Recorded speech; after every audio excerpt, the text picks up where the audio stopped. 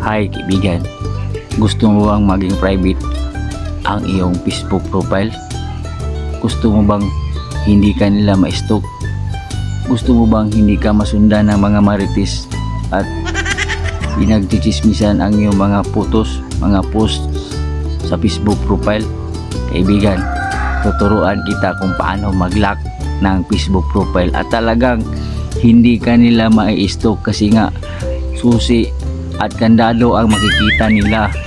Kung gusto mo malaman, isi-click mo muna ang palubuton at subscribe na din ako para updated ka palagi sa ating video. Tara, let's go!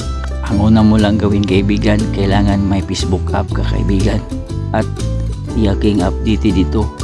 At siya nga pala kaibigan, disclaimer lang pala, ang gagawin natin na pag-lock ay hindi ito available sa mga naka-professional mode kasi nga naka-turn on ang ilang professional mode.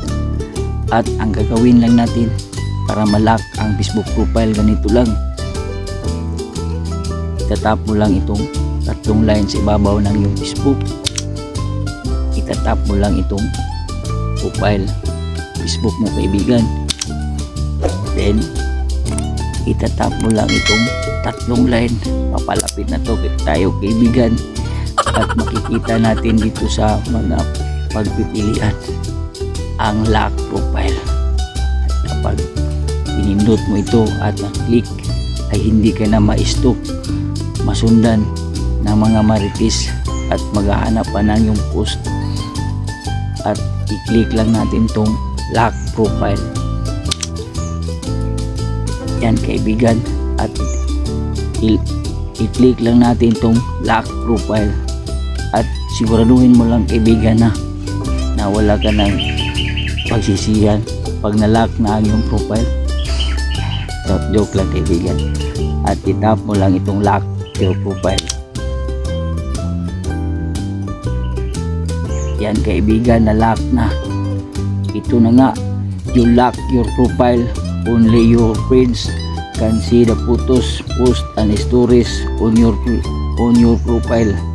Then itap natin tong okay at pag-isipan natin kung makakita pa ba dito ang ating mga stalker.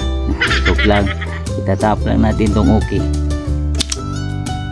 Yan, ganito na kaibigan ang ating profile. Hindi na tayo may stalk, hindi na tayo mamarites, wala na silang makukuha. Ganun lang kadali kaibigan.